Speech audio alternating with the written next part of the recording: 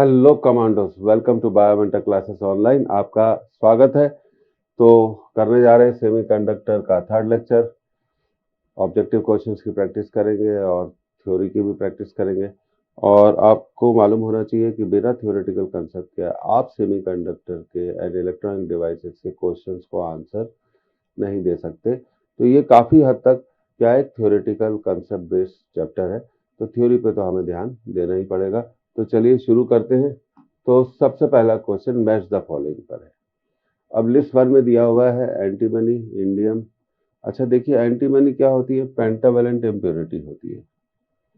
तो इसकी pentavalent impurity होती है, वैलेंसी 5 है। इंडियम ट्राइवेलेंट इम्प्योरिटी होती है, कार्बन की वैलेंसी 4 है। सिलिकॉन प्योर सेमीकंडक्टर है, उसकी वैलेंसी भी 4 है।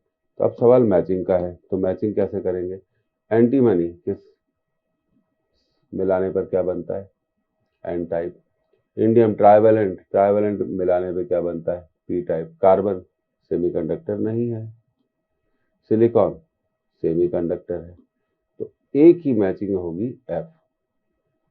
तो देखिए ए के आंसर में हमें ये मिल रहा है, तो ये आपका जो आंसर है ये करेक्ट आंसर है। ए की एफ, बी की ई और सी की जी होगी और डी की क्या होगी? एच होगी। तो करेक्ट ऑप्शन कौन सा आ गया आपका? इसका पहला आंसर क्या है? सही आंसर है। आगे बढ़ते हैं। अब देखिए ये रहा हमारा अगला सवाल, match the list one with list two. तो लिस्ट वन में दिया हुआ है इंट्रिंसिक सेमीकंडक्टर। तो देखिए इंट्रिंसिक का मतलब होता है प्योर सेमीकंडक्टर। प्योर सेमीकंडक्टर में फर्मी लेवल का मतलब होता है। तो ए की जो मैचिंग होगी वो हो जाएगी, ए की मैचिंग होगी एच। एन टाइप सेमीकंडक्टर हम जानते हैं इसमें डोनर लेवल होते हैं, तो बी की मैचिंग हो जाएगी ई। और एन टाइप सेमीकंडक्टर की Fermi level near the conduction band, ये भी सही बात है। तो बी की मैचिंग होगी 2, ई और आई। अब बात करते हैं सी की मैचिंग की। P type semiconductor. तो पी टाइप सेमीकंडक्टर में कौन सा लेवल होता है? एक्सेप्टर लेवल होता है। तो सी की मैचिंग हो जाएगी एफ।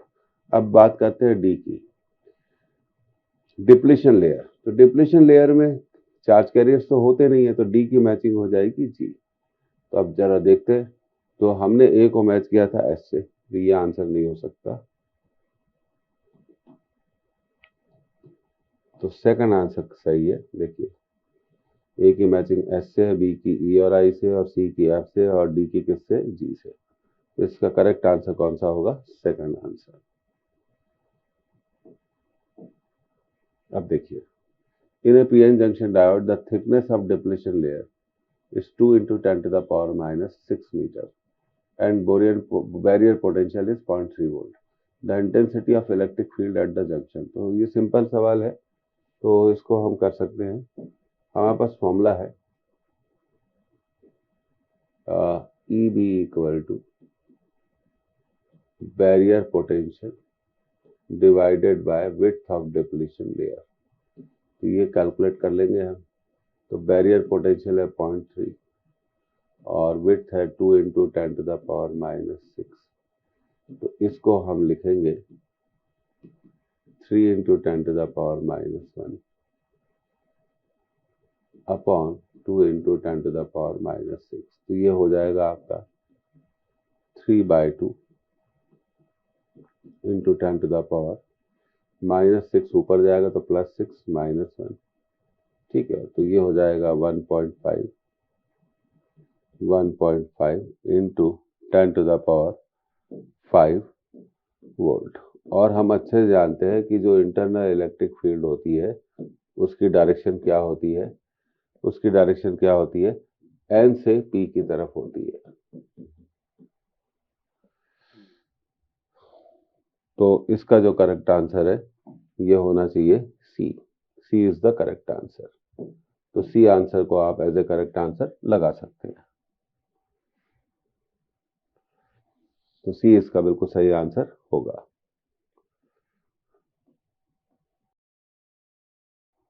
अब देखिए, in the figure shows below, दो डायोड दिखाए गए हैं आपको। तो सबसे पहले हम उनकी बायसिंग को चेक कर लेते हैं। ये पी टाइप का पोटेंशियल है 10 वोल्ट, एन टाइप का है 0, तो ये होगा आपका फॉरवर्ड बायसिंग में। और यहाँ पी टाइप का पोटेंशियल है -5 और यहाँ है -2, तो ये होगा आपका कौन सी बायसिंग में? रिवर्स। अब आंसर देखते हैं। In both figure A and B diodes are forward biased, wrong. In both figure A and B diodes are reverse biased. In figure A diode is forward biased and in B diode is reverse biased. It is correct. चौथा, in figure A diode is reverse bias, wrong. तो आपका जो correct answer है वो कौन सा है इसका? थर्ड आंसर क्या है आपका? सही आंसर है। Third is the correct answer. अब देखिए, find current passing through 4 ohm and 8 ohm resistance. तो सबसे पहले आप देखिए, ये बैटरी का कौन सा टर्मिनल है? प्लस। ये है पी टाइप और ये है एन टाइप। तो देखिए, पी टाइप जुड़ा हुआ है बैटरी के पॉजिटिव टर्मिनल से, तो D1 क्या होगा? फॉरवर्ड बायसिंग में होगा। कौन सी बायसिंग में होगा? फॉरवर्ड। और अब देखिए, यहां पर जो दूसरा डायोड है जिसके बात कर रहे हैं हम, D2, ये पी टाइप है और ये एन टाइप है। तो एन टाइप किससे जुड़ा हुआ है? बैटरी के प्लस टर्मिनल से। तो ये कौन सी बायसिंग में आ गया? रिवर्स बायसिंग में आ गया। तो रिवर्स बायसिंग का डायोड करंट को कंडक्ट नहीं करेगा। तो हम इसको क्या करेंगे? अगला फिगर बनाने से पहले हम इसको हटा देंगे। तो हमारा अब ये फिगर बन जाएगा, ये है हमारा D1 और ये जुड़ा हुआ है कितने ओम से? 4 ओम से। हम इसको रिमूव कर देंगे, इसको क्या कर देंगे? हटा देंगे सर्किट से। और यहाँ है आपकी 12 वोल्ट की बैटरी, क्योंकि ये करंट क्या करेगा? कंडक्ट करेगा। अब करंट निकालना तो बहुत आसान है, वोल्टेज अपॉन रेजिस्टेंस 12/4। तो इस सर्किट में कितने एम्पियर करंट फ्लो होगी? 3 एम्पियर। तो इस तरह से हम इतनी आसानी से इन सब चीजों को कर सकते हैं। अब देखिए, फॉरवर्ड बायस कैरेक्टरिस्टिक। जब पीएन जंक्शन फॉरवर्ड बायसिंग में होता है तब उसके वोल्टेज और करंट में क्या चेंजेस होते हैं, उस पे हम एक ग्राफ बनाते हैं। उस ग्राफ को बोलते हैं forward bias characteristic. When the diode is in forward bias, P side is kept at higher potential. The current in the diode changes with voltage applied across the diode. तो ये देखिए, ये आपका ग्राफ है। तो देख रहे हैं हम कि काफी देर तक जो करंट की वैल्यू है, करंट हमने वाई एक्सिस पे लिए, कांस्टेंट रहती है और 0 रहती है। और ये एक स्पेशल पॉइंट है जिसे हम क्या बोलते हैं? तो ये आपका ग्राफ बन गया। This is called the forward characteristic graph. तो अब इसका एक्सप्लेनेशन करते हैं। A graph is plotted between voltage and current. The curve is obtained as the forward characteristic of the diode. At the start, when applied voltage is low, the current through the diode is almost zero. तो देखिए, शुरू में current क्या है? Almost क्या है? 0 है।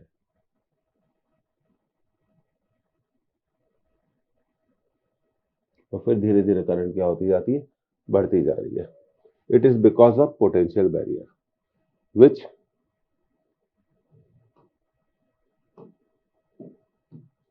opposes the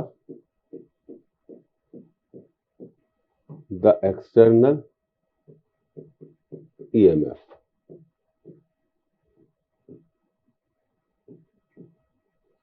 तो शुरू में करंट क्या है? काफी देर तक लगभग 0 के बराबर रहती है।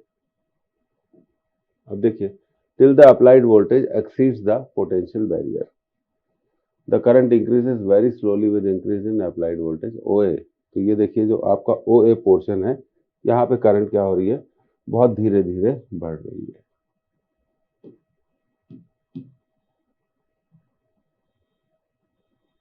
जब तक कि अप्लाइड वोल्टेज,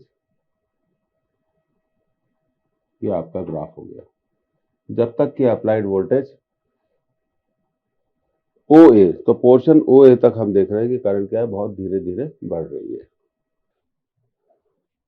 और इसके बाद एक सर्टेन वोल्टेज जिसे हम कहते हैं नी वोल्टेज कहा जाता है। क्या कहा जाता है? नी वोल्टेज। नी वोल्टेज पर क्या होता है कि पोटेंशियल बैरियर पूरी तरह से समाप्त हो जाता है, एलिमिनेट हो जाता है, फिर उसके बाद करंट बहुत तेजी से बढ़ती है। After this voltage the diode current increases rapidly. ये रैपिडली बढ़ रही है, तेजी से। ये भी portion of the graph even for very small increase in the diode voltage. In this situation diode behaves like a conductor. तो यहां पर डायोड हमारा एक कंडक्टर की तरह व्यवहार करना शुरू कर देता है। थ्रेशोल्ड वोल्टेज और कट ऑफ वोल्टेज और नी वोल्टेज। तो जिस वोल्टेज के बाद करंट बहुत तेजी से बढ़ती है, स्मॉल चेंज इन वोल्टेज पे, तो इस ये ए पर जो वोल्टेज है इसे हम बोलते हैं नी वोल्टेज, थ्रेशोल्ड वोल्टेज, और तीन और नाम से बुला सकते हैं, कट ऑफ वोल्टेज, तीनों नाम से बुला सकते हैं। अब देखिए, कट इन वोल्टेज जिसे आप बोलते हैं, ये आपका हो गया नी वोल्टेज। ठीक है। अब नी वोल्टेज अलग अलग डायोड के लिए क्या होता है, बिल्कुल अलग अलग होता है, ये ध्यान रखना चाहिए। जर्मेनियम के लिए होगा 0.3 वोल्ट और सिलिकॉन के लिए होगा 0.7 वोल्ट। तो इसका ये मतलब है, अगर आपका एक्सटर्नल बैटरी वोल्टेज, जब तक जर्मेनियम के लिए बात कर रहे हैं, जब तक 0.3 वोल्ट से ज्यादा नहीं होगा तो करंट लीनियरली इंक्रीज नहीं होगी, शार्प इंक्रीज ऑफ करंट हमें नहीं मिलेगी। तो ये बात हमें हमेशा क्या रखनी चाहिए, ध्यान रखनी चाहिए। अब देखिए, रिवर्स ब्रेक बायस कैरेक्टरिस्टिक। रिवर्स बायस कैरेक्टरिस्टिक का मतलब है कि हमारा जो डायोड है वो रिवर्स बायसिंग में है, पहली बात। और रिवर्स बायस कैरेक्टरिस्टिक का मतलब है रिवर्स वोल्टेज और करंट में खींचा गया ग्राफ, रिवर्स वोल्टेज और करंट में खींचा गया ग्राफ। तो ये ग्राफ आपको यहां पर बताया गया है, ये देखिए, ये आपका रिवर्स वोल्टेज कैरेक्टरिस्टिक। तो शुरू में हम देख रहे हैं करंट क्या है, बिल्कुल बहुत धीमे धीमे बढ़ती है, ये आपका ग्राफ हो गया। In reverse bias the applied voltage supports the flow of minority charge carrier. हाँ, तो भाई हमें ये भी याद रखना चाहिए कि रिवर्स बायसिंग में जो करंट होती है वो माइनॉरिटी चार्ज कैरियर्स के कारण होती है, जो जंक्शन को क्रॉस करते हैं। और आगे so very small current flows. तो स्मॉल करंट क्यों फ्लो हो रही है? क्योंकि माइनॉरिटी चार्ज कैरियर्स की जो नंबर होती है वो क्या होती है, कम होती है, इसलिए स्मॉल करंट। तो शुरू में ये देखा गया कि हम धीरे धीरे वोल्टेज को बढ़ाते हैं तो भी करंट में कोई खास चेंजेस नहीं आते हैं, तो करंट उतनी ही बनी रहती है, उतनी ही बनी रहती है। एक पर्टिकुलर वोल्टेज पे करंट हम देख रहे हैं एकदम से तेजी से बढ़ती है, तो उसे हम ब्रेकडाउन वोल्टेज कहेंगे, आगे हम इसके बारे में पढ़ेंगे। अब देखिए, motion of minority charge career is also supported by internal potential barrier. So all the minority charge career crosses over the junction. तो माइनॉरिटी की करंट है, इसलिए हम कहते हैं ये करंट क्या है, गई स्मॉल करंट हो गई।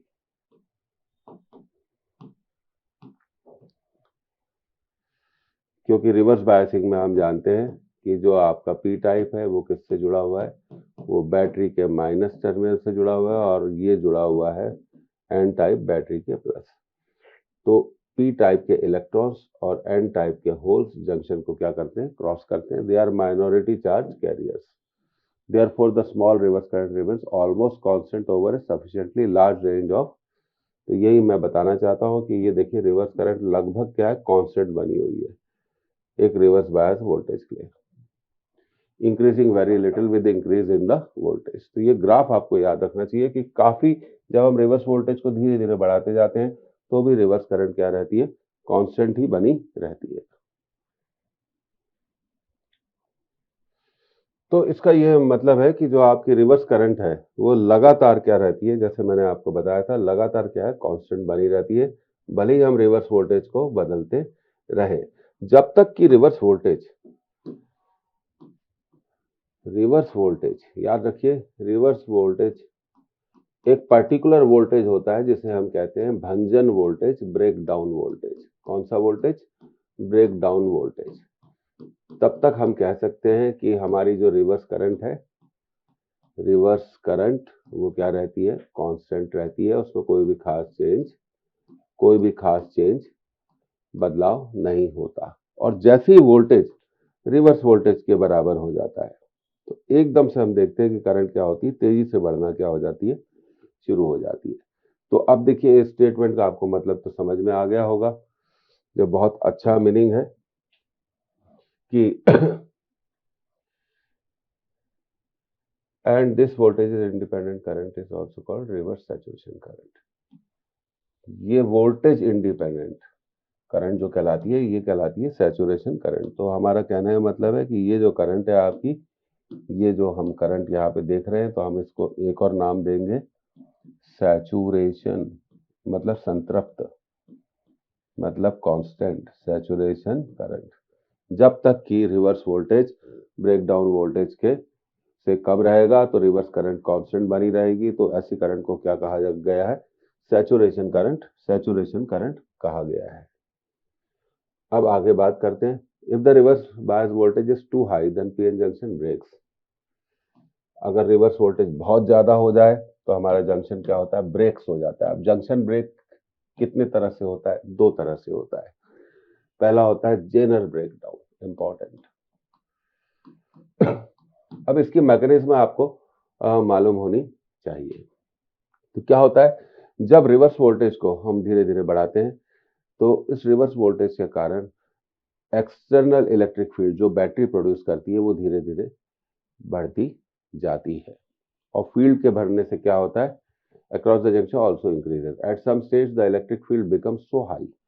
और एक ऐसी स्टेज आती है कि जब इलेक्ट्रिक फील्ड बहुत हाई हो जाती है, then it breaks the covalent bonds creating electron hole pairs. तो ब्रेकडाउन का मतलब होता है कि जैसे जैसे रिवर्स वोल्टेज को हम बढ़ाते जाते हैं तो रिवर्स वोल्टेज के कारण developed electric field, external electric field, वो भी बढ़ती जाती है। फिर एक ऐसा समय आता है जब ये इलेक्ट्रिक फील्ड इतनी ज़्यादा हो जाती है कि जंक्शन के पास कोवेलेंट बॉन्ड्स ब्रेक होने शुरू हो जाते हैं। और जैसा कि आप जानते हैं कि कोवेलेंट बॉन्ड्स के ब्रेक होने पर क्या होता है, एक बॉन्ड के ब्रेक होने पर हमें मिलता है एक इलेक्ट्रॉन और एक whole.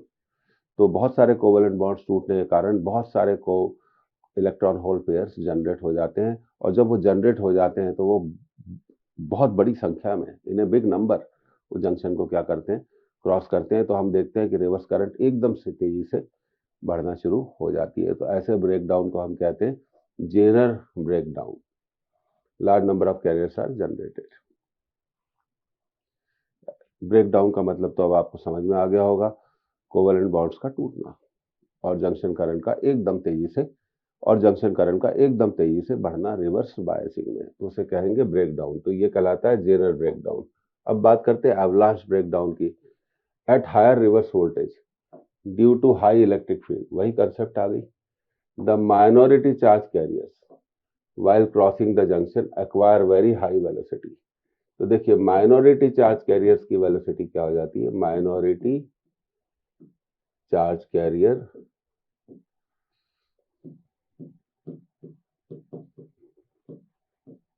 Velocity becomes very high. अब जब वेलोसिटी बहुत ज्यादा हो जाएगी तो क्या होगा, वो कोवेलेंट बॉन्ड से टकराएंगे। तो उसके रिजल्ट के कारण, इसके कारण due to this covalent bonds टूट जाएंगे। अब जब कोवेलेंट बॉन्ड बहुत बड़ी संख्या में टूट जाएंगे तो बहुत ज्यादा इलेक्ट्रॉन होल पेयर्स जनरेट हो जाएंगे और जंक्शन करंट एकदम तेजी से बढ़ेगी। These by collision breaks down the covalent bonds generating more carriers. तो देखिए एवलांच ब्रेकडाउन और जेनर ब्रेकडाउन में फर्क क्या है। दोनों में इलेक्ट्रिक फील्ड क्या होती है, हाई होती है। पर यहाँ इसका रीजन दिया गया है कि इलेक्ट्रिक फील्ड के कारण कोवेलेंट बॉन्ड्स ब्रेक हो जाते हैं। और यहाँ ये रीजन दिया गया है, माइनॉरिटी चार्ज कैरियर्स की स्पीड बहुत बढ़ जाती है जंक्शन को क्रॉस करने से, और वो कोवेलेंट बॉन्ड से टकराते हैं, उनकी कॉलिजन होती है, और उस कॉलिजन के रिजल्ट के कारण बहुत बड़ी संख्या में कोवेलेंट बॉन्ड्स ब्रेक हो जाते हैं और generating more carriers. A chain reaction is established. मतलब देखिए चेन रिएक्शन का मतलब बहुत सिंपल है। मान लीजिए शुरू में 10,000 बॉन्ड्स टूटे तो 10,000 चार्ज कैरियर्स डेवलप हो गए। अब ये 10,000 चार्ज कैरियर भी हाई वेलोसिटी गेन करेंगे, फिर ये अगले 10,000, 10 और 10 क्या हो गए, 20,000। पहले के भी तो है और अभी फिर जनरेट हो गए। तो ये जैसे जैसे माइनॉरिटी चार्ज कैरियर्स की नंबर क्या होती जाती है, बढ़ती जाती है, उनकी स्पीड बढ़ती जाती है और वो बहुत बड़ी संख्या में कोवेलेंट बॉन्ड्स को क्या करते हैं, ब्रेक कर देते हैं। अब देखिए note, general breakdown occurs in a highly dope PN junction. तो ब्रेकडाउन में तो देखिए ये याद रखना चाहिए, जनरल ब्रेकडाउन में क्या होता है, जनरल ब्रेकडाउन में होता है हाई डोपिंग और एवलांच ब्रेकडाउन। एवलांच ब्रेकडाउन में क्या होता है, ये याद रखना चाहिए, एवलांच ब्रेकडाउन में होता है लो डोपिंग।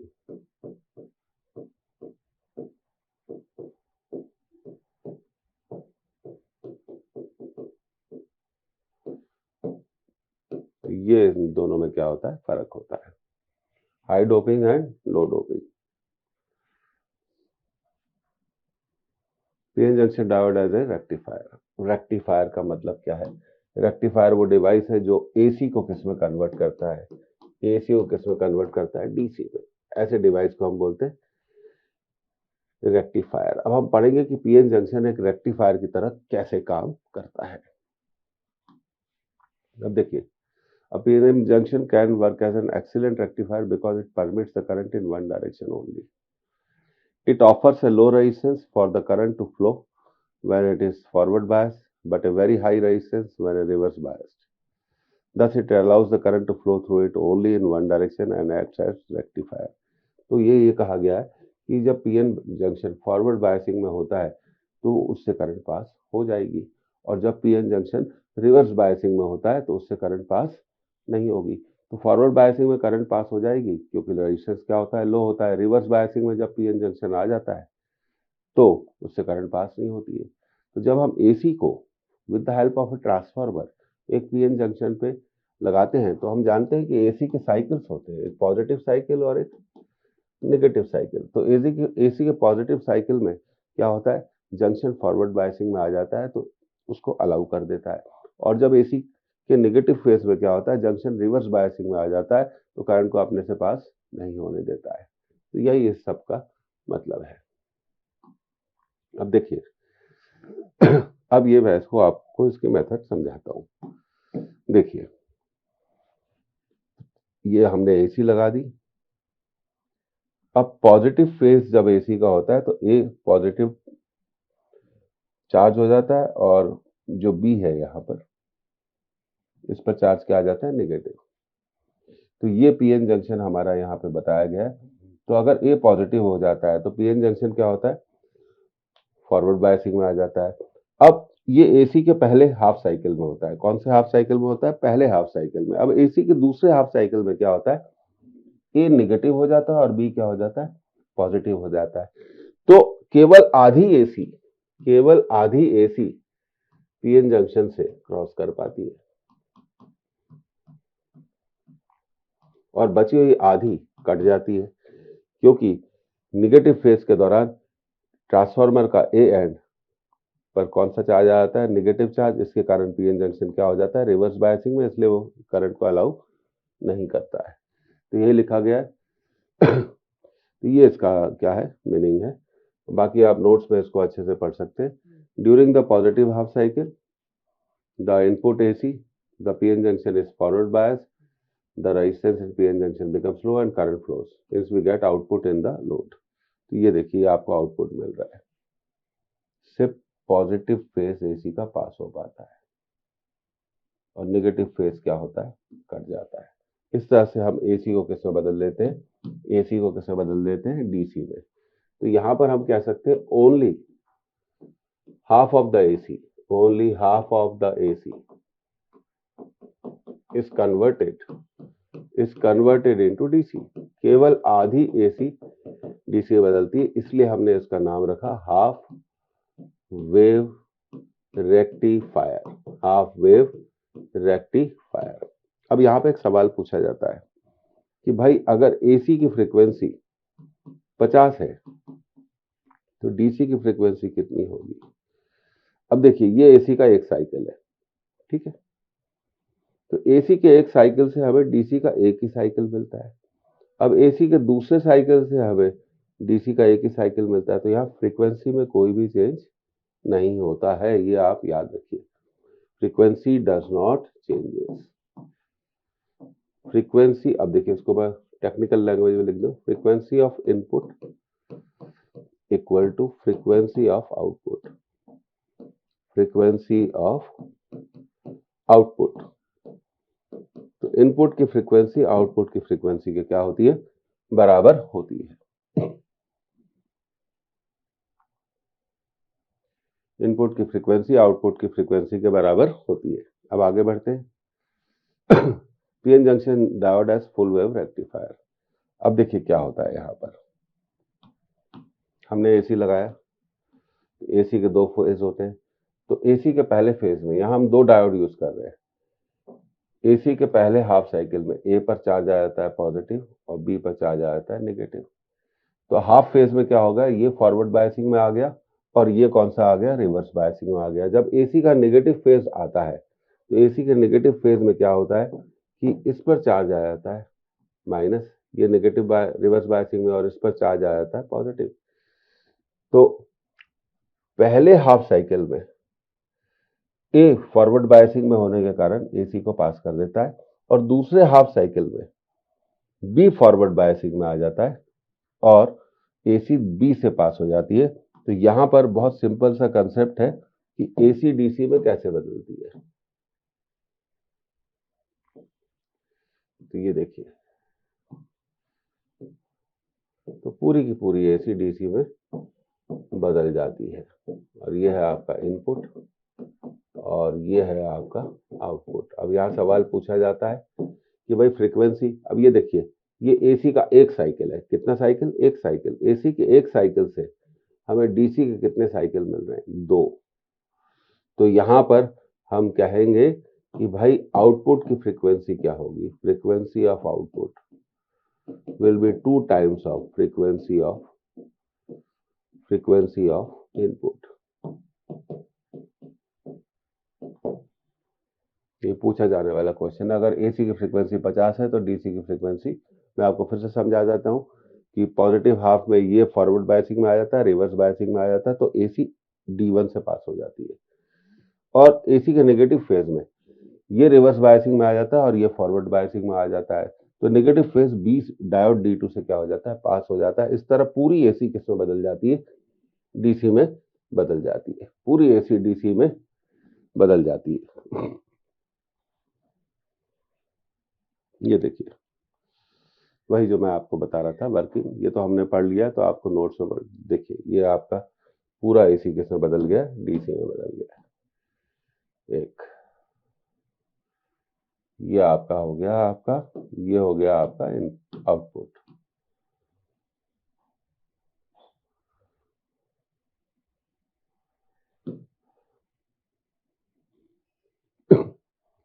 तो ये था आपका फुल वेव रेक्टिफायर। अब बात करते हैं जेनर डायोड की। देखिए जेनर नाम से क्लियर है, जेनर ब्रेकडाउन पर आधारित है ये। तो जेनर डायोड को हम इस सिंबल से बताते हैं। सबसे पहले ये हमें ध्यान रखना चाहिए कि इसका सिंबल क्या है।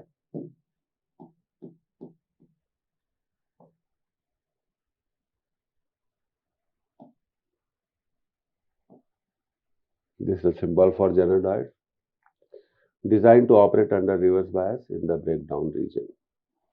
तो काम की बात ये है, ये ऑपरेट करता है रिवर्स बायस में ब्रेकडाउन रीजन में, and use in voltage regulation,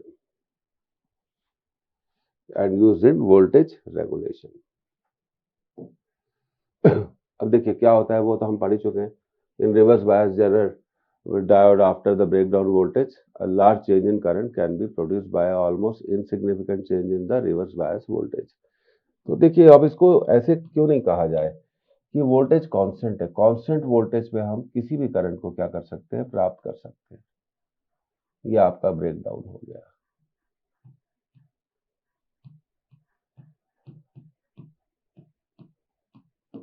constant voltage पे हम किसी भी करंट को प्राप्त कर सकते हैं।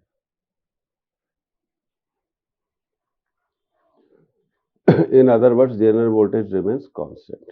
कांस्टेंट वोल्टेज पे हम मनचाही करंट को प्राप्त कर सकते हैं even though the current through the zener diode varies over a wide range. Voltage constant है और करंट क्या होती है, बदल रही है तेजी से। This property of zener diode is used for regulating voltage. तो जेनर डायोड में आपको याद रखने की दो ही बातें हैं। पहली, ये रिवर्स बायस कंडीशन में काम करता है। दूसरी, ब्रेकडाउन रीजन में काम करता है। तीसरा, ये एक वोल्टेज रेगुलेटर की तरह काम करता है। It work as a voltage regulator, एक वोल्टेज रेगुलेटर की तरह ये काम करता है। अब हम बात करते हैं लाइट एमिटिंग डायोड की। अब देखिए, हम बात कर रहे हैं एलईडी। एलईडी बनाने के लिए सबसे पहला पॉइंट है, it is heavily dope PN junction. तो पीएन जंक्शन की जो डोपिंग होती है वो सबसे ज्यादा होती है, which is under forward bias, emit spontaneous radiation. अब देखिए, एलईडी बनाने के लिए हम जिन मटेरियल्स को यूज करते हैं वो होते हैं gallium arsenide, gallium phosphide. Reason मैं आपको उसका बता देता हूँ, गैलियम आर्सेनिक फॉस्फाइड। रीजन ये होता है कि इन मटेरियल्स को यूज करने पे जो हमारा एनर्जी गैप है, यहाँ पर एनर्जी गैप है, वो होता है लगभग 1.8 इलेक्ट्रॉन वोल्ट। और जब एनर्जी 1.8 इलेक्ट्रॉन वोल्ट है तो ये एनर्जी 4000 एंगस्ट्रॉम से लेकर 8000 एंगस्ट्रॉम के रीजन में मिलती है। तो लाइट एमिटिंग डायोड, जैसा कि नाम से क्लियर है कि जब एक हैवीली डोप्ड पीएन जंक्शन को जो इन मटेरियल को यूज करके बनाया जाता है, जहां एनर्जी गैप लगभग 1.8 इलेक्ट्रॉन वोल्ट रखा जाता है। क्यों रखा जाता है? क्योंकि 1.8 इलेक्ट्रॉन वोल्ट के कॉरेस्पॉन्डिंग वेवलेंथ रेंज आती है 4000 एंगस्ट्रॉम से 8000 एंगस्ट्रॉम। और ये हम अच्छे से जानते हैं ये कौन सी वेवलेंथ होती है, विजिबल पार्ट ऑफ स्पेक्ट्रम होता है, विजिबल पार्ट ऑफ स्पेक्ट्रम। तो इसलिए ये मटेरियल यूज किया जाता है, ये क्वेश्चन पूछा जा सकता है। दूसरा, लाइट एमिटिंग डायोड में क्या होता है कि जब हैवीली डोप्ड पीएन जंक्शन को, जो गैलियम आर्सेनाइड, गैलियम फॉस्फाइड से मिलकर बनता है, जब हम उसे फॉरवर्ड बायसिंग में रखते हैं, जिसे अग्र अभिनीति कहा जाता है, फॉरवर्ड बायसिंग में रखते हैं, तो हम देखते हैं कि उससे लाइट वेव्स का एमिशन होता है। पर हमें कौन सी लाइट वेव्स चाहिए, जो विजिबल पार्ट ऑफ स्पेक्ट्रम में मिले। तो इसलिए गैलियम आर्सेनाइड और गैलियम फॉस्फाइड का इसमें यूज किया जाता है। अब फॉरवर्ड बायस होता है, तो फॉरवर्ड बायसिंग के कारण पी टाइप के होल्स एन टाइप की ओर डिफ्यूज होते हैं और एन टाइप के इलेक्ट्रॉन पी टाइप की तरफ जाते हैं। तो जंक्शन पे वो कंबाइन होते हैं, उनके कंबाइन होने से एक बॉन्ड बनता है, उनके कंबाइन होने से एक बॉन्ड बन जाएगा। और उस बॉन्ड के फॉर्मेशन के कारण डायोड से क्या होगा, लाइट एनर्जी एमिट होगी। इसलिए बोला लाइट एमिटिंग डायोड। तो एलईडी में बस कौन सी बातें याद रखनी है आपको, गैलियम आर्सेनाइड ये मटेरियल यूज करना चाहिए। क्यों करना चाहिए? क्योंकि इनका एनर्जी गैप कितना होता है, 1.8 इलेक्ट्रॉन वोल्ट। और 1.8 इलेक्ट्रॉन वोल्ट जब एनर्जी गैप होता है तो जो लाइट एमिट होती है एलईडी से, उसकी वेवलेंथ रेंज होती है 4000 एंगस्ट्रॉम से 8000 एंगस्ट्रॉम। तो ये विजिबल पार्ट ऑफ स्पेक्ट्रम में होने के कारण हमें दिखाई देती है। देखिए, इलेक्ट्रोमैग्नेटिक वेव्स में दो बातें हम कह सकते हैं, वो इनविजिबल भी होती है, विजिबल। पर हमें क्या चाहिए, विजिबल चाहिए। तो फॉरवर्ड बायसिंग में डायोड होता है, तो जब पी टाइप के होल्स एन टाइप की तरफ जाते हैं और एन टाइप के इलेक्ट्रॉन पी टाइप की तरफ जाते हैं, तो जंक्शन पे वो कंबाइन हो जाते हैं। उनके कंबाइन होने से एनर्जी रिलीज होती है, बॉन्ड बनता है, और वो energy visible part of spectrum में होनी चाहिए जिससे हमें दिखाई दे। तो ये मेन पॉइंट है। At the junction boundary these are recombined. On recombination, energy is released in the form of photons of energy equal to or slightly less than band gap. तो ये बात आपको अब बड़ी क्लियर हो गई। एलईडी क्या होता है, फॉरवर्ड बायसिंग में हैवीली डोप्ड पीएन जंक्शन होता है, जिसमें हम gallium arsenide, gallium phosphide, gallium arsenide phosphide जैसे मटेरियल का यूज करते हैं। क्यों करते हैं?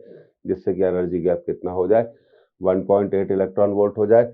तो फॉरवर्ड बायसिंग में पी टाइप के होल्स एन टाइप की तरफ जाएंगे, एन टाइप्स के इलेक्ट्रॉन पी टाइप की तरफ जाएंगे, जंक्शन पे वो रिकम्बाइन होंगे। रिकम्बाइन होने के कारण एनर्जी रिलीज होगी in the form of photons, और उन फोटॉन्स की वेवलेंथ होगी 4000 एंगस्ट्रॉम से 8000 एंगस्ट्रॉम के बीच में, क्योंकि हमें चाहिए visible part of spectrum, because we need visible part of spectrum. अब अगली बात कर लेते हैं। देखिए, when the forward current of the diode is small, जब फॉरवर्ड करंट छोटी होती है, the intensity of light emitting is small. अब फॉरवर्ड करंट बढ़ाने के लिए क्या करना पड़ेगा, आपको बैटरी वोल्टेज बढ़ाना पड़ेगा। तो forward current increases, intensity of light increases and reaches A maximum value. तो देखिए, शुरू में क्या होता है, जब डायोड फॉरवर्ड बायसिंग में होता है तो हम फॉरवर्ड वोल्टेज को बढ़ाते हैं। तो फॉरवर्ड वोल्टेज को बढ़ाने से हमें पता चलता है कि एलईडी से निकलने वाली लाइट की इंटेंसिटी बढ़ती जाती है और फिर इंटेंसिटी एक मैक्सिमम वैल्यू पर पहुंच जाती है। उसके बाद अगर फॉरवर्ड वोल्टेज को बढ़ाया जाए तो लाइट की इंटेंसिटी बढ़ने की जगह क्या होनी शुरू हो जाती है, कम होनी शुरू हो जाती है। LEDs are biased in such a way that light emitting efficiency should be maximum. In case of silicon germanium die, energy release lies in the infrared region. Therefore, to form LED, semiconductors are to be used which have band gap from 1.8 electron volt to 3 electron volt. तो ये reason है। तो LED में अब आपको क्या क्या याद रखना चाहिए। फॉरवर्ड बायसिंग है, फॉरवर्ड बायसिंग, एक तो ये बात याद रखनी चाहिए। दूसरी क्या याद रखनी चाहिए, एग्जामिनेशन हैवीली डोप्ड, डोपिंग क्या होती है, बहुत ज्यादा होती है। तीसरा, कौन सा मटेरियल यूज करना चाहिए, material used for the formation of LED, gallium arsenide, gallium phosphide या गैलियम आर्सेनिक फॉस्फाइड। वाई, क्योंकि इनका एनर्जी गैप क्या होता है, क्योंकि इनका एनर्जी गैप कितना होता है, 1.8 इलेक्ट्रॉन वोल्ट। और ये एनर्जी गैप किस में लाई करता है, विजिबल पार्ट ऑफ स्पेक्ट्रम में लाई करता है, जिससे कि हमें जो डायोड से लाइट एमिट हो रही है वो दिखाई दे। ये 3 पॉइंट्स। और चौथा पॉइंट क्या होता है कि फॉरवर्ड बायसिंग में पी टाइप के होल्स एन टाइप की तरफ जाते हैं, एन टाइप के इलेक्ट्रॉन पी टाइप की तरफ जाते हैं, जंक्शन पे वो कंबाइन हो जाते हैं। कंबाइन होने के कारण फोटोन रिलीज होता है और वो photon visible part of spectrum में होना चाहिए, जिससे कि वो हमें दिखाई दे। तो इतने पॉइंट आपके LED डायोड में आपको पढ़ने चाहिए। अब बात करते हैं फोटो डायोड की। अब बात कर रहे थे हम जैसे फोटो डायोड की, तो फोटो डायोड, फोटो मतलब फोटोन, डायोड मतलब पीएन जंक्शन। अब फोटो डायोड का यूज क्या है, सबसे पहली बात, पहला यूज है to measure the intensity of light, to measure the intensity of light. दूसरा हम इसे क्या यूज कर सकते हैं, देखिए, तो intensity of light with the help of current. अब ये मैं आपको समझाता हूँ। तो मेन यूज इसका ही है, इस डायोड की मदद से हम इंटेंसिटी ऑफ लाइट का क्या कर सकते हैं, पता लगा सकते हैं कि लाइट की इंटेंसिटी ज्यादा है, कम है, कितनी है। और इसलिए लिखा गया है it is a special purpose junction diode, और ये इसका सिंबल हो गया। It is operated under reverse biasing. तो अब देखिए, रिवर्स बायसिंग में क्या होता है, हम जानते हैं कि जब पी टाइप, ये आपका हो गया पी टाइप, ये डिप्लीशन लेयर हो गई, ये हो गया पी टाइप। पी टाइप में आपको मालूम है कि पी टाइप में क्या होता है, होल्स होते हैं। तो पी टाइप में हमें क्या मिलेगा, होल्स मिलेंगे और कुछ माइनॉरिटी इलेक्ट्रॉन्स भी मिलेंगे। और इसी तरह एन टाइप में मेजॉरिटी इलेक्ट्रॉन्स मिलेंगे और कुछ होल्स भी मिलेंगे। There will are some holes also, there are some electron. तो रिवर्स बायसिंग में इसको हमने कौन से टर्मिनल से जोड़ा, नेगेटिव, और इसको कौन से टर्मिनल से जोड़ा, पॉजिटिव। तो रिवर्स बायसिंग में अब ये है हमारी डिप्लीशन लेयर। तो इसका पूरा ऑपरेशन समझने के लिए आपको ये समझना क्या है, ज्यादा जरूरी है। तो डिप्लीशन लेयर में क्या होते हैं, आयंस होते हैं। तो ये थोड़ा हम बना लें, minus minus minus minus plus plus plus plus. अब डिप्लीशन लेयर में क्या होता है, इसको ऐसे डिजाइन किया जाता है कि जो हमारी लाइट है वो डिप्लीशन रीजन में, तो देखिए दो बातें तो आपको क्लियर हो गई। पहली चीज ये पीएन जंक्शन डायोड है, दूसरी चीज ये रिवर्स बायसिंग में है, और हम कुछ ऐसा अरेंजमेंट करते हैं, ऐसी व्यवस्था करते हैं कि जो हमारी लाइट है वो डिप्लीशन रीजन पे गिरे। तो जब लाइट में हम जानते हैं कि पैकेट्स ऑफ एनर्जी होते हैं जिन्हें हम क्या कहते हैं, फोटोन। तो जब ये लाइट डिप्लीशन रीजन में गिरेगी तो क्या होगा, इलेक्ट्रॉन और होल बॉन्ड ब्रेक हो जाएंगे। बॉन्ड के ब्रेक होने से क्या होगा, इलेक्ट्रॉन और होल क्या हो जाएंगे, लिबरेट हो जाएंगे, जनरेट हो जाएंगे। तो जब रिवर्स बायसिंग में हम अच्छे जानते हैं कि इलेक्ट्रॉन की टेंडेंसी कहाँ होगी, एन टाइप में जाने की, और होल की टेंडेंसी कहाँ होगी, पी टाइप में जाने की। यह बात हम अच्छे से जानते हैं। तो जब डिप्लीशन रीजन पे लाइट गिरती है, जब डिप्लीशन रीजन पे लाइट गिरती है तो बॉन्ड ब्रेक हो जाता है। पहली बात, बॉन्ड के ब्रेक होने से क्या होता है, इलेक्ट्रॉन और होल के पेयर जनरेट हो जाते हैं, और इलेक्ट्रॉन होल के पेयर जब जनरेट हो जाते हैं तो यहाँ पर डिप्लीशन रीजन में जो इलेक्ट्रॉन्स होंगे वो एन टाइप की तरफ जाना शुरू कर देंगे, और जो होल जनरेट होगा वो पी टाइप की तरफ जाना शुरू कर देगा। तो इस लाइट गिरने से क्या होगा, इंटेंसिटी क्या हो जाएगी, लाइट गिरने से करंट इंक्रीज हो जाएगी, करंट इंक्रीज हो जाएगी। और अगर हम लाइट की इंटेंसिटी को बढ़ाएंगे तो हम देखेंगे ज्यादा करंट फ्लो होगी। कैसी फ्लो होगी, ज्यादा करंट फ्लो होगी। तो ये देखिए minus I, reverse biasing, minus V. अगर हम लाइट ना भी गिराएं तो भी कुछ ना कुछ करंट तो फ्लो होगी, और इसे हम बोलते हैं कौन सी करंट, रिवर्स करंट। कौन सी करंट बोलते हैं, रिवर्स करंट। अब हमने लाइट की इंटेंसिटी बढ़ाना शुरू कर दी, तो जैसे जैसे हम लाइट की इंटेंसिटी बढ़ाते जाएंगे वैसे वैसे हम देखेंगे करंट की वैल्यू क्या होती जाएगी, बढ़ती जाएगी। तो हम कह सकते हैं I3 is greater than I2 is greater than I1। तो आपको सिर्फ एक बात याद रखनी है कि लाइट कहाँ गिरती है, डिप्लीशन रीजन में गिरती है, और लाइट के गिरने से क्या होता है, बॉन्ड ब्रेक होता है। बॉन्ड के ब्रेक होने से क्या होता है, इलेक्ट्रॉन होल के पेयर जनरेट होते हैं, और जब वो पेयर जनरेट होंगे तो जो डिप्लीशन रीजन में इलेक्ट्रॉन फ्री हो जाता है बॉन्ड ब्रेक करके, वो एन टाइप की तरफ जाना शुरू कर देता है, और जो होल फ्री हो जाता है वो पी टाइप की तरफ जाना शुरू हो जाता है। तो हम कहेंगे कि रिवर्स करंट बढ़ना शुरू हो जाती है। तो इसका मेन पर्पस है कि इसकी मदद से हम लाइट की intensity with the help of measuring current निकाल सकते हैं। अब देखिए यहाँ पर रिवर्स करंट ज्यादा है, यहाँ पर कम है, तो हम कह सकते हैं ये इंटेंसिटी ज्यादा होगी, ये कम होगी, और ये क्या होगी, सबसे कम होगी। तो मेन पर्पस इसका यही है, to measure the intensity of light. अब देखिए ये जो हमने अब आपको बताया, तो देखिए डार्क करंट का मतलब भी मैं यहाँ आपको समझा देता हूँ। जब कोई भी लाइट नहीं गिर रही होती तब भी माइनॉरिटी चार्ज कैरियर्स के कारण कुछ ना कुछ करंट तो क्या होगी, फ्लो होगी। फिर अगर हम लाइट की इंटेंसिटी बढ़ाते जाएंगे तो हम देखेंगे कि करंट की वैल्यू, रिवर्स करंट की वैल्यू बढ़ती जाती है। तो बस ये बातें आपको याद रखनी चाहिए।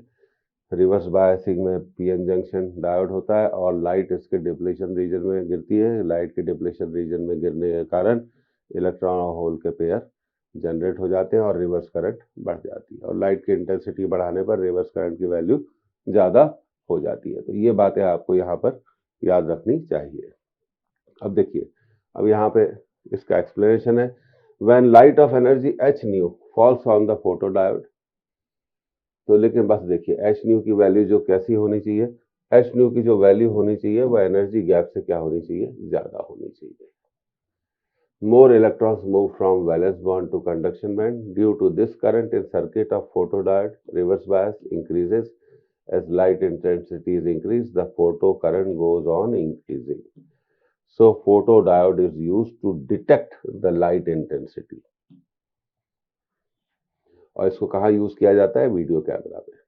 तो यहाँ पे आपको एक और चीज क्लियर हो गई कि जो लाइट की एनर्जी होनी चाहिए वो एनर्जी गैप से क्या होनी चाहिए, ज्यादा होनी चाहिए। और ये मैं आपको बता ही चुका हूँ कि ये कैसे काम करता है। अच्छा, वीडियो कैमरा में हम फोटो डायोड का यूज कर सकते हैं। अब यहाँ पर ये एक और चीज क्लियर हो गई कि फोटो डायोड किस लिए यूज किया जाता है, to detect the light intensity, या और to measure the light intensity with the help of measuring current।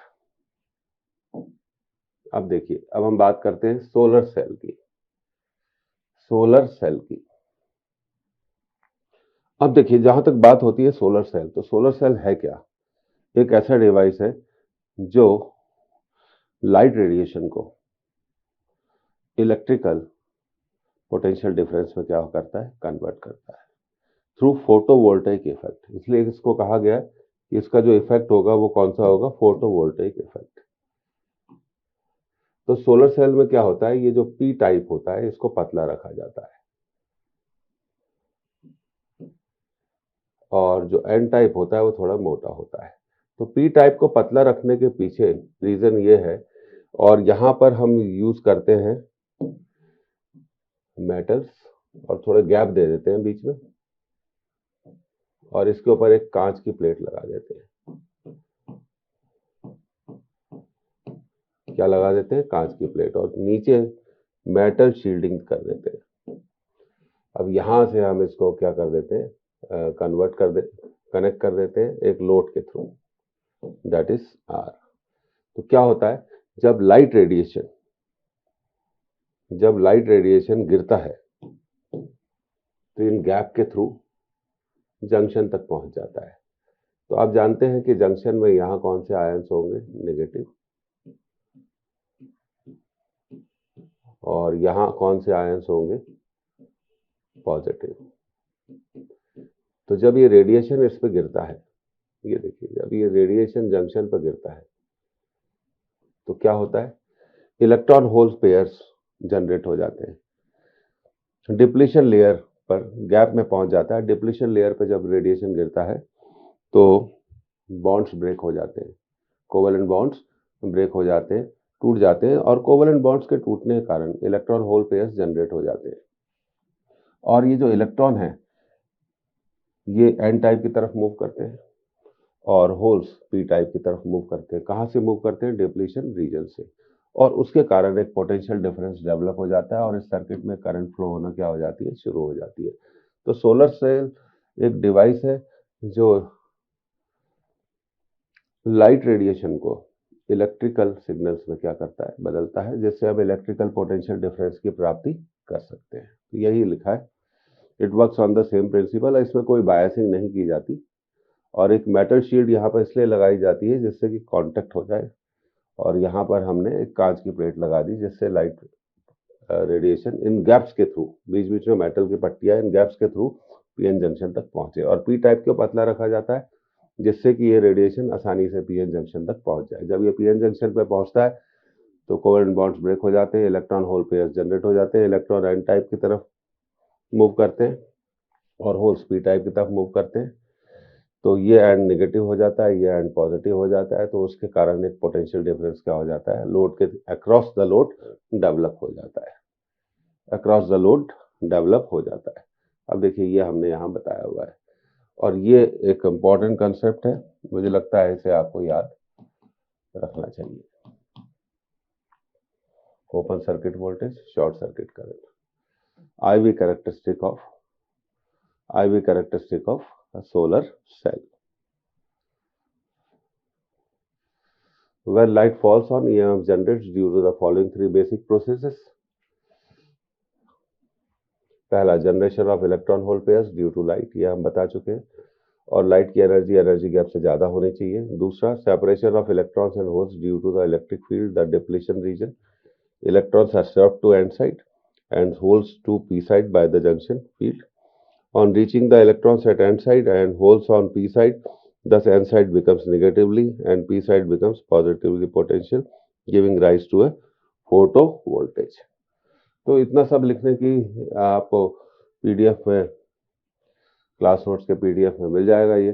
तो कंसेप्ट यही है, जब लाइट जंक्शन पे फॉल होती है तो बॉन्ड्स ब्रेक हो जाते हैं, बॉन्ड्स के ब्रेक होने के कारण N type electrons N type की तरफ जाते हैं और होल्स पी टाइप की तरफ जाते हैं। तो एन टाइप पे नेट चार्ज नेगेटिव आ जाता है, पी टाइप पे नेट चार्ज पॉजिटिव आ जाता है। तो पी साइड हायर पोटेंशियल पे हो जाता है और एन साइड लोअर पोटेंशियल पे हो जाता है। इसके कारण उन दोनों के बीच में एक पोटेंशियल डिफरेंस डेवलप हो जाता है। तो सोलर सेल का एक ही यूज है, लाइट रेडिएशन से इलेक्ट्रिकल ईएमएफ को जनरेट करना। इलेक्ट्रिकल ईएमएफ को जनरेट करना।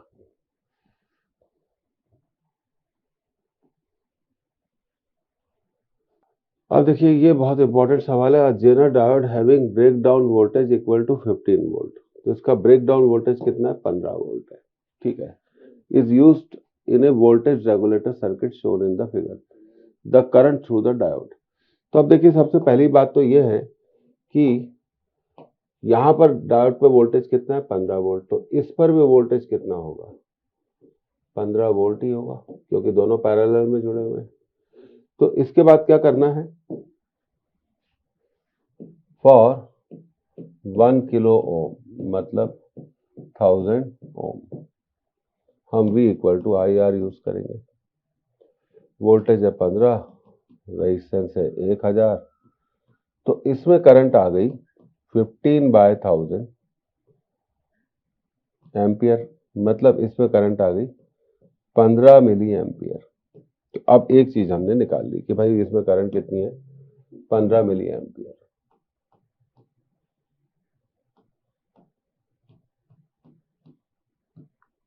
अब हमें इसमें कुछ, अब देखिए यहां पे आपका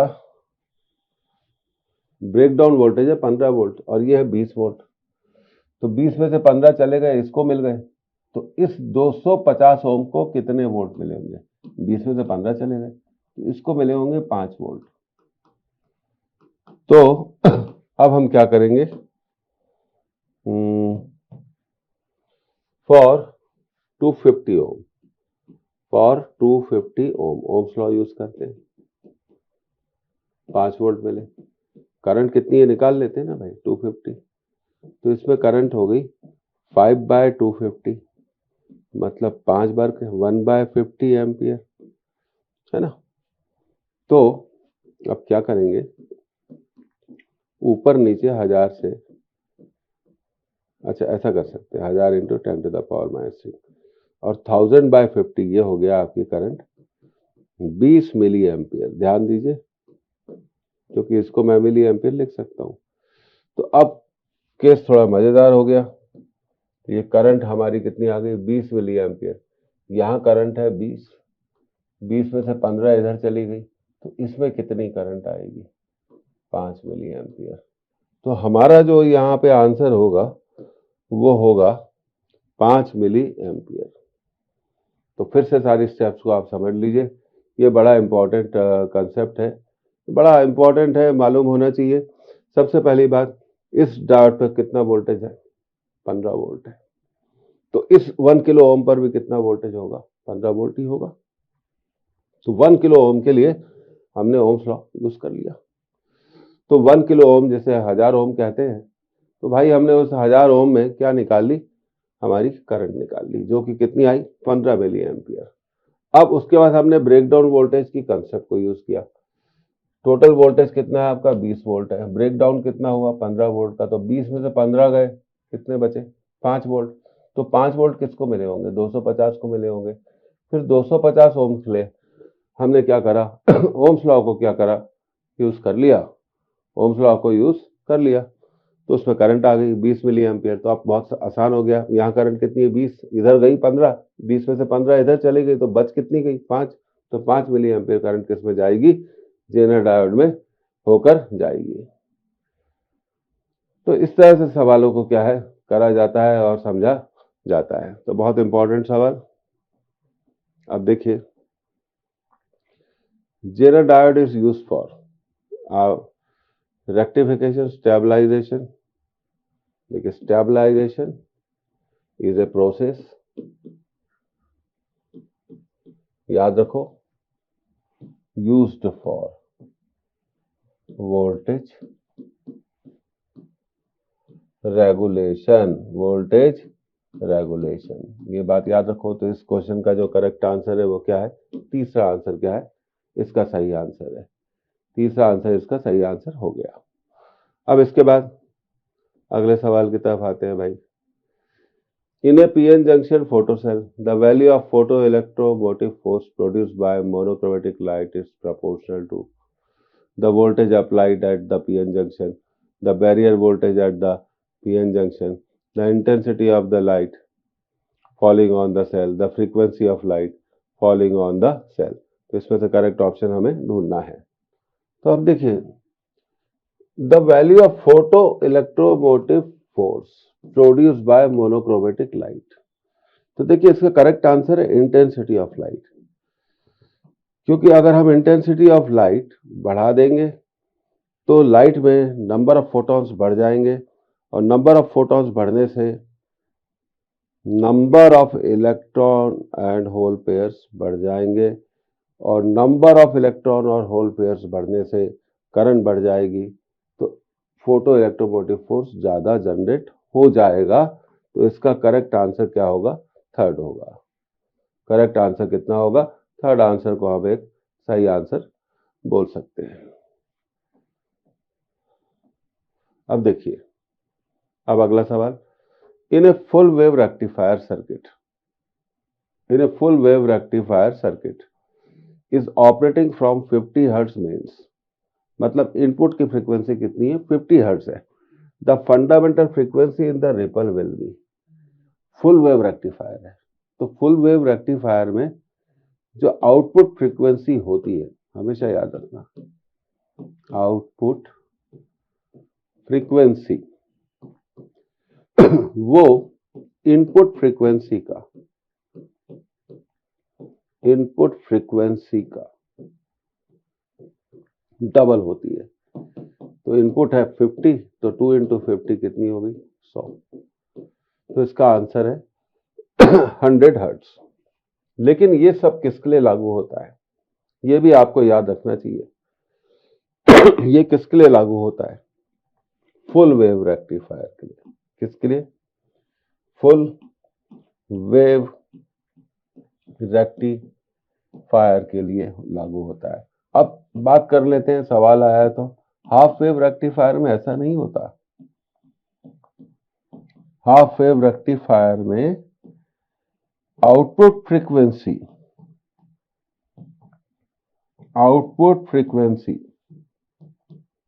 और इनपुट फ्रीक्वेंसी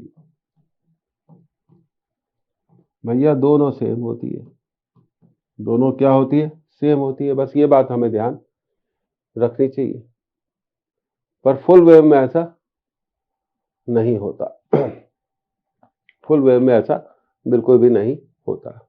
तो this point you must remember. और अब देखिए, ये हमारा अगला सवाल है। A DC battery of V volt is connected to a series combination of resistance R and ideal diode। देखिए वर्ड है आइडियल डायोड, इसका मतलब डायोड का डायोड अपोज नहीं करेगा, पोटेंशियल बैरियर नहीं होगा। The potential difference across R will be 2 volt when diode is forward biased, 0 when diode is forward biased। तो देखिए पूछा गया है potential difference across R, V when diode is reverse bias, V when diode is forward bias। देखिए पहली बात है ये आइडियल डायोड है, ये आइडियल डायोड है। तो आइडियल डायोड में दो बातें होती है, उसमें पोटेंशियल बैरियर नहीं होता। पहली चीज पोटेंशियल बैरियर नहीं होता, दूसरा उसका रेजिस्टेंस 0 होता है। तो ये जो V वोल्ट है वो यहीं पर एपियर हो जाएगा। कहाँ पर एपियर हो जाएगा? R पर ही एपियर हो जाएगा। तो इसका जो करेक्ट आंसर है, इसका जो करेक्ट आंसर है वो होना चाहिए चौथा answer, when diode is forward biased, when diode is forward biased, क्योंकि वो आइडियल डायोड है। तो जितना वोल्टेज एक्सटर्नल वोल्टेज होगा वो आपको रेजिस्टेंस में मिल जाएगा, क्योंकि उसका रेजिस्टेंस क्या है? इफेक्टिव रेजिस्टेंस क्या है? 0 है। आइडियल डायोड होने के कारण उसमें पोटेंशियल बैरियर बिल्कुल भी नहीं है, पोटेंशियल बैरियर बिल्कुल भी नहीं है। और अब ये हमारा अगला सवाल, डिप्लीशन लेयर में क्या होता है? डिप्लीशन लेयर में होते हैं इमोबाइल आयंस। ये हम आपको पहले भी बता चुके हैं। डिप्लीशन लेयर में मोबिलिटी नहीं होती। तो जब डिप्लीशन लेयर बनती है तो पी टाइप और एन टाइप, तो यह अगर आपकी डिप्लीशन लेयर बन गई तो इस डिप्लीशन लेयर में आपको क्या मिलेगा? Immobile ions. इसमें चार्ज कैरियर्स नहीं मिलेंगे, इसमें चार्ज कैरियर्स नहीं मिलेंगे। तो इसका जो करेक्ट आंसर है वो कौन सा होना चाहिए? कौन सा होना चाहिए? चौथा आंसर इसका क्या होना चाहिए? सही आंसर होना चाहिए। चौथा आंसर इसका सही आंसर होना चाहिए। ठीक है, तो अब इस लेक्चर को हम यहीं पर समाप्त करते हैं, फिर अगले लेक्चर में फिर आपसे मुलाकात की जाएगी। See you, bye bye, thank you, best of luck, फिर मिलते हैं।